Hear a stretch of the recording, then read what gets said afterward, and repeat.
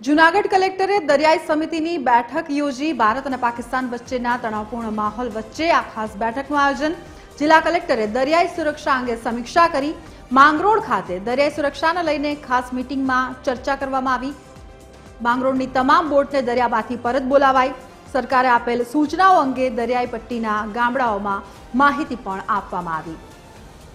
માંગરોળનો વિસ્તાર દરિયાઈ વિસ્તારમાં આવેલો છે, ત્યાં તમામ બોટ છે તેને દરિયામાંથી પરત બોલાવવામાં આવી છે। તમામ માર્ગદર્શિકા છે, સૂચનો છે તે જાહેર કરવામાં આવ્યા છે।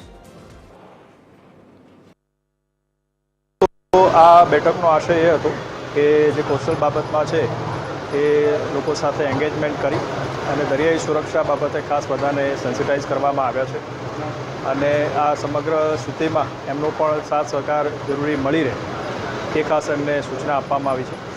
અને સરકારશ્રી તરફથી અત્યારે જે બ્લેકઆઉટ બાબતમાં હોય કે એર સ્ટ્રાઇકમાં સાયરન બાબતમાં જે પણ એસઓપી આપવામાં આવી છે એની પણ એ લોકોને જાણકારી આપશે।